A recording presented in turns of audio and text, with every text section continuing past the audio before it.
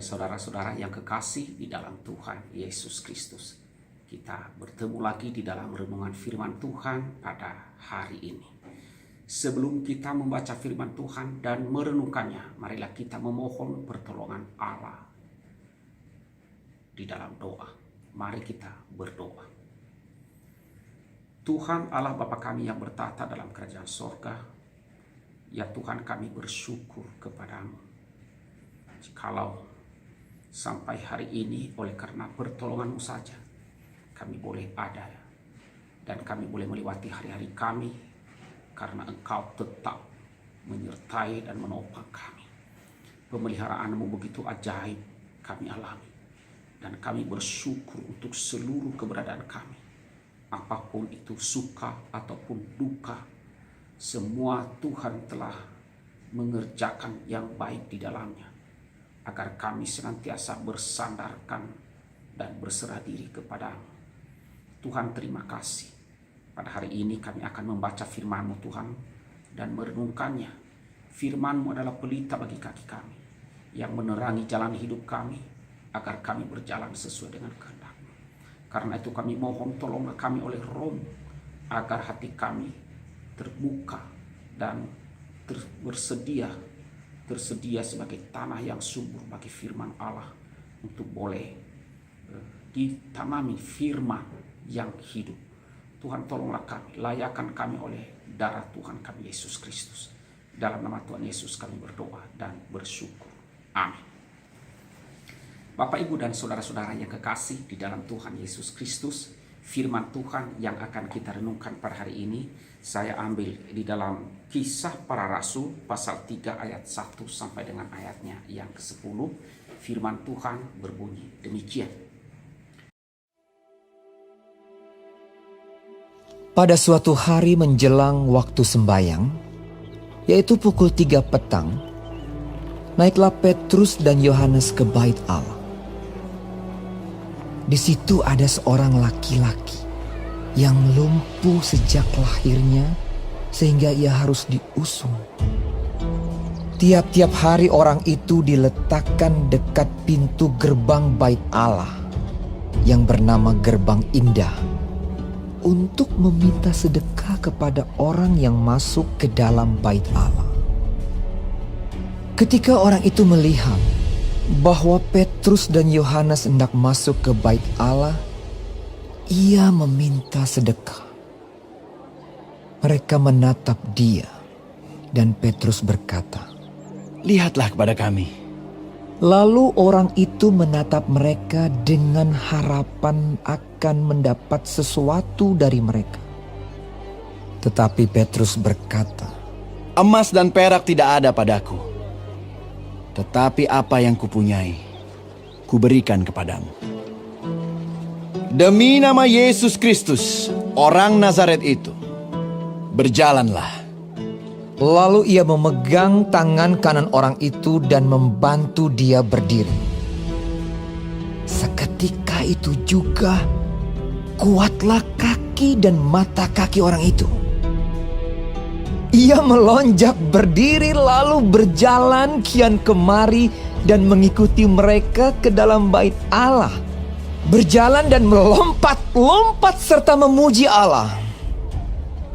Seluruh rakyat itu melihat dia berjalan sambil memuji Allah. Lalu mereka mengenal dia sebagai orang yang biasanya duduk meminta sedekah di gerbang indah bait Allah. Sehingga mereka takjub dan tercengang tentang apa yang telah terjadi padanya. Demikian firman Tuhan yang kita renungkan pada hari ini. Nah, Bapak, Ibu, dan saudara-saudara yang kekasih di dalam Tuhan Yesus Kristus, ada seorang yang bernama Hetty Green. Ya, dia adalah orang Amerika. Ya, Hetty Green ini adalah ketika ia meninggal pada tahun 1916.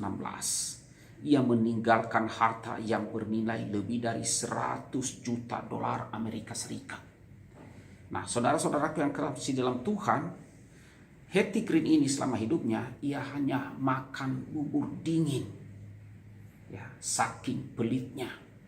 Dan ketika anaknya laki-laki sakit dan kakinya harus diamputasi, maka Hetty Green ini menunda-nunda untuk membawa anaknya itu untuk berobat. Karena apa? Ia mengharapkan pengobatan yang gratis. Ia tidak mau keluar duit untuk membiayai anaknya berobat.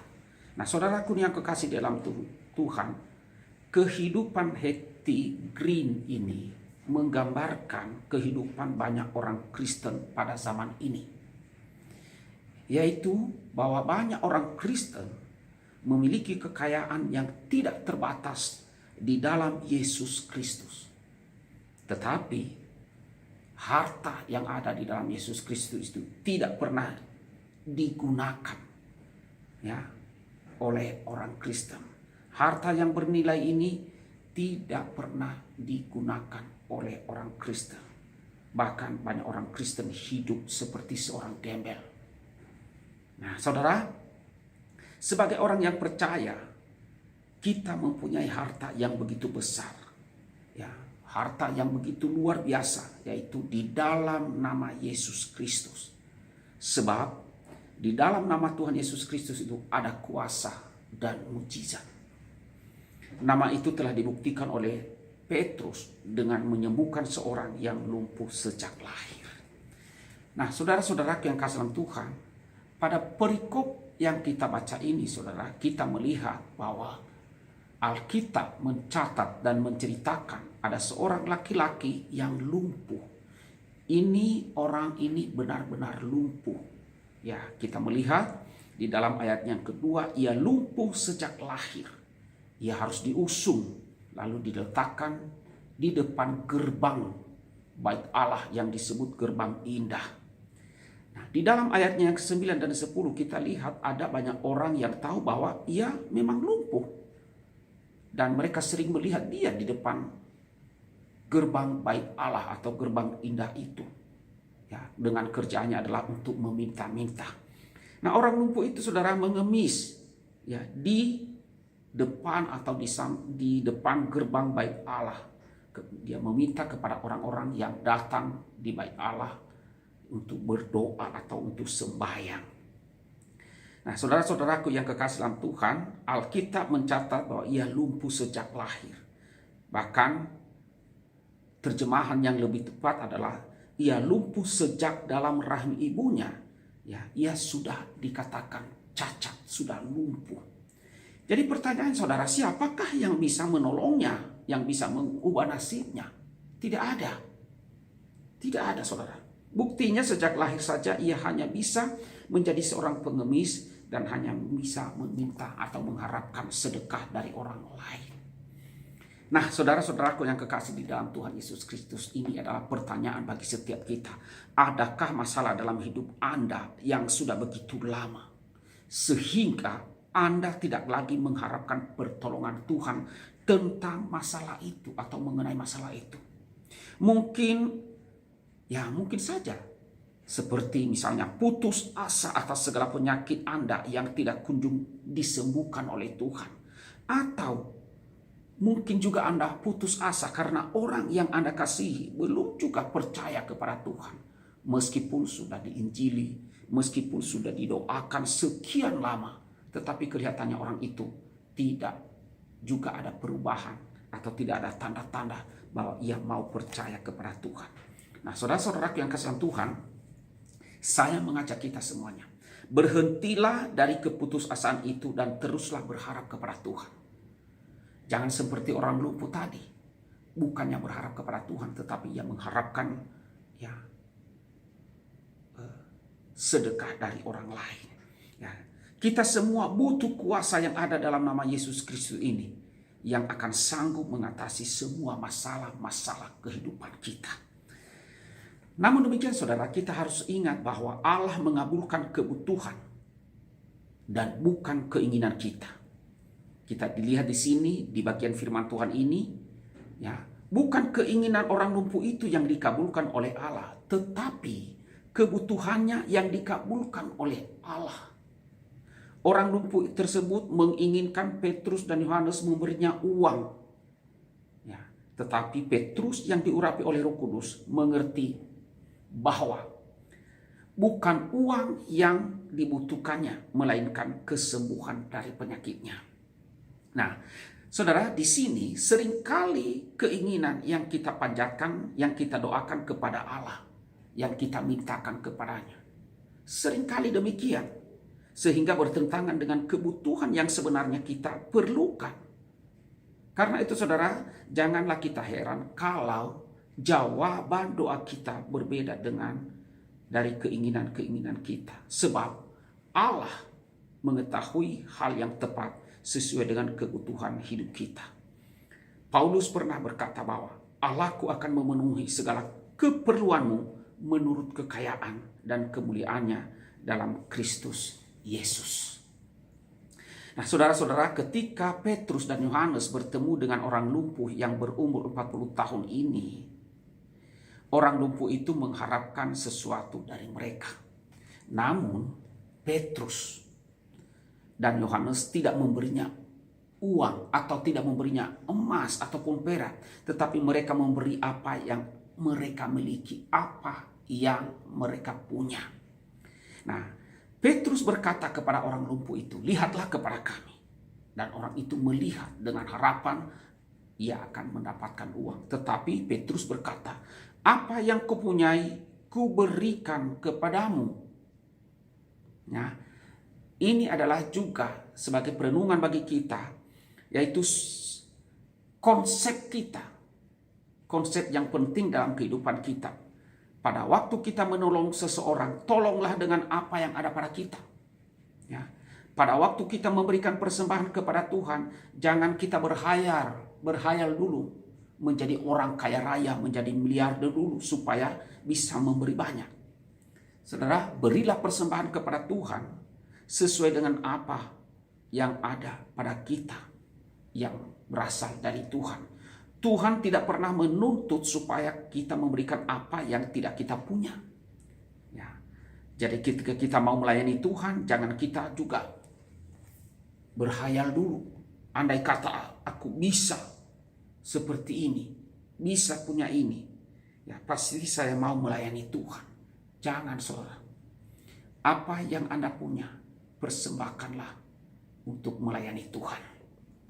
Nah, saudara, Petrus memberikan apa yang dimilikinya, yaitu kuasa nama Yesus yang melebihi emas dan perak.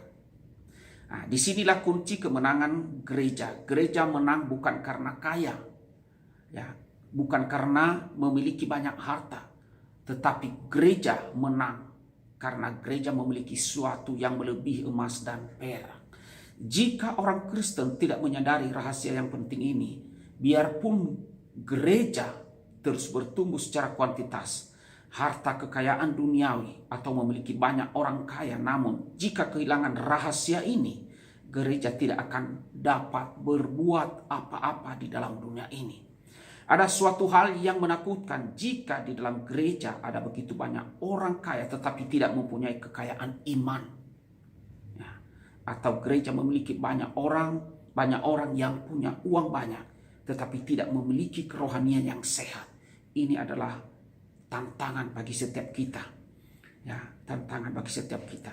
Ironis sekali, saudara, banyak gereja, banyak orang Kristen saat ini punya emas, perak, tetapi tidak punya kuasa Allah. Tidak punya kuasa Tuhan Yesus Kristus. Ya. Banyak sekali para pelayan-pelayan, orang Kristen dapat berkata, emas dan perak saya punya. Ya, harta kekayaan saya punya.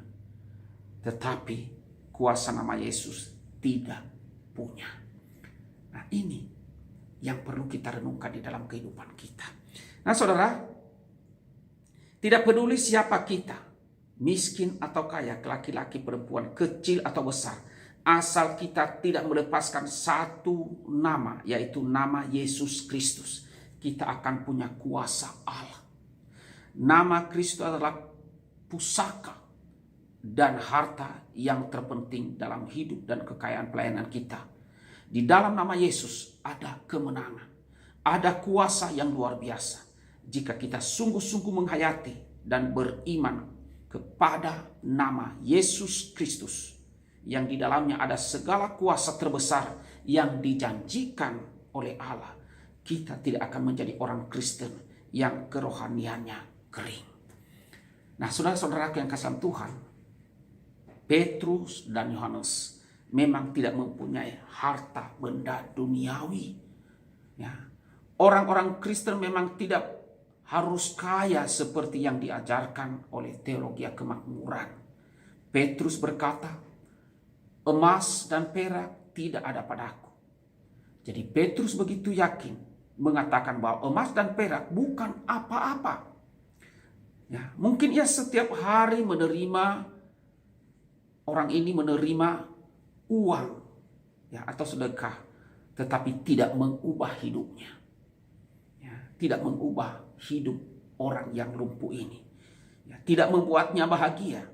Kita tidak perlu takut mengatakan bahwa kita tidak memiliki emas dan perak. Yang paling ditakutkan jika kita mengatakan saya tidak memiliki kuasa kerohanian. Ya, inilah yang perlu kita sadari. Saudara, Yohanes juga tidak mengeluarkan dompetnya, tetapi mereka dapat membagikan iman dan kuasa yang ada pada mereka, dan itu melebihi emas dan perak. Ya, mereka melebihi emas dan perak yang mereka perlukan. Nah, saudara-saudara yang kasih Tuhan, Petrus dan Yohanes memiliki kekayaan besar sehingga nama Yesus Kristus mereka memerintahkan orang itu untuk berdiri dan berjalan kembali. Ia sembuh dari penyakitnya. Nah, saudara-saudaraku yang kekasih di dalam Tuhan Yesus Kristus, gereja Tuhan sungguh-sungguh perlu kuasa Yesus. Kuasa nama Yesus. Pekerjaan Tuhan perlu kuasa ini. Anak-anak muda perlu kuasa ini. Jika semua gereja Tuhan, semua pelayan Tuhan, anak-anak Tuhan berani mengatakan kalimat, emas dan perak tidak ada padaku, tetapi aku memiliki kuasa nama Yesus, maka orang-orang demikian sungguh sudah layak untuk melayani Tuhan. Kuasa Tuhan ini dapat dimiliki oleh setiap orang percaya. Alkitab tidak mengatakan bahwa tanda-tanda ini akan menyertai hanya Petrus atau Yohanes atau Paulus saja, tetapi tanda-tanda ini akan menyertai orang-orang percaya. Jadi, jika Anda adalah orang yang percaya kepada Yesus Kristus, kepada nama Yesus Kristus, Anda memiliki kuasa. Nah, percaya di sini berarti kita memiliki relasi yang baik, hubungan yang baik dengan Tuhan. Relasi dengan Tuhan sangat penting. Kalau relasi itu tidak baik, berapa kali pun kita menyebut nama Tuhan Yesus, tidak akan terjadi sesuatu. Tetapi jikalau kita memiliki relasi yang baik, seperti Petrus berkata, bahwa demi nama Yesus yang kumiliki itu, yang menjadi haknya, maka pada saat itu juga kuasa Allah bekerja dengan luar biasa. Nah, saudara-saudaraku yang kasih Tuhan, berapa banyak kita selalu mengucapkan dalam nama Yesus dengan sia-sia tanpa arti. Ketika kita terkejut atau kaget, kita mengucapkan, oh Yesus. Nah, kata-kata ini tidak ada hubungannya dengan Tuhan. Bukan lagi untuk meminta pertolongan Tuhan. Karena itu saudara, mari kita membina kerohanian kita. Ya, membina kerohanian kita. Tidak sibuk dengan pelayanan. Tetapi memperbaiki kerohanian kita, membina hubungan kita dengan Tuhan, sehingga kita yang melayani sebagai jemaat punya kuasa nama Tuhan kita Yesus Kristus. Petrus dan Yohanes selalu membina hubungan dengan Tuhan dengan baik, membina kehidupan rohani pribadi mereka dengan Tuhan, bukan hanya sekedar hadir di persekutuan ataupun ibadah-ibadah. Ya, banyak orang yang hanya datang beribadah setiap hari minggunya, tetapi tidak membina hubungan yang erat dan harmonis dengan Tuhan. Nah, akibatnya saudara, kita tidak memiliki kuasa dalam nama Yesus itu. Ya, tidak memiliki relasi yang baik dengan Tuhan. Jika tidak memiliki hubungan yang baik dengan Tuhan, berapa kali pun kita menyebut nama Tuhan Yesus, tidak akan kita mengalami sesuatu yang terjadi. Nah, saudara-saudaraku yang kekasih di dalam Tuhan Yesus Kristus, akibat kuasa nama Yesus, Petrus berkata kepada orang lumpuh itu, demi nama Yesus Kristus, orang Nazaret itu. Jadi di sini Petrus melakukan mujizat bukan atas kuasanya sendiri, tetapi atas kuasa nama Yesus. Petrus berkata, berjalanlah. Dan orang lumpuh itu mendapat kesembuhan, kekuatan, dan bahkan juga kemampuan berjalan. Tanpa pernah berjalan atau sebelumnya ia tidak pernah belajar berjalan. Karena sejak dalam kandungan saja dia sudah lumpuh. Setelah dapat berjalan, orang lumpuh itu senang dan bersuka cita. Ia memuji Allah. Kita dapat melihat hal itu di dalam ayat 8 dan 9. Orang itu memuji Tuhan karena ia bisa berjalan. Nah, saudara-saudaraku yang kasih dalam Tuhan, pertanyaannya bagi kita adalah, pernahkah Anda memuji Tuhan atau bersyukur kepada Tuhan karena Anda bisa berjalan? Ya. Pernahkah Anda bersyukur untuk hal itu? Sebetulnya ada begitu banyak berkat Tuhan yang Tuhan berikan kepada kita untuk membuat kita selalu bersyukur kepadanya. Karena itu saudara, cobalah renungkan berkat-berkat itu dan bersyukurlah kepada Tuhan atas semua berkat-berkat yang Ia sediakan bagi kita. Orang-orang yang ada di sekitar orang itu pun memuji Allah. Karena apa? Mereka melihat orang lumpuh itu bersuka cita luar biasa. Dan mereka mengingat bahwa dia dulunya adalah seorang pengemis yang biasanya duduk di depan gerbang bait Allah yang disebut gerbang indah. Dan sekarang mereka melihat bahwa dia dapat berjalan, dia telah sembuh. Nah, saudara-saudaraku yang kasih Tuhan, hari ini marilah kita memperhatikan di sekeliling kita. Ya, di tempat di mana kita berada. Ya, marilah kita memperhatikan orang-orang di sekitar kita yang membutuhkan pertolongan Tuhan Yesus, yang membutuhkan kuasa nama Yesus, yang membutuhkan keselamatan dari Tuhan Yesus Kristus. Karena itu marilah kita membagikan harta itu yang telah kita miliki, yaitu nama Yesus. Kita bagikan kepada mereka yang belum mendengarnya, yang belum memilikinya, yang perlu mendapatkannya. Supaya apa saudara? Supaya mereka pun juga mendapatkan perubahan hidup. Mereka memiliki harta yang luar biasa itu, yaitu Yesus Kristus itu sendiri. Nah saudara, hari ini ketika kita melihat orang-orang di sekitar kita, kita bersikap seperti Petrus dan Yohanes. Marilah kita memegang tangan mereka. Marilah kita mengangkat mereka.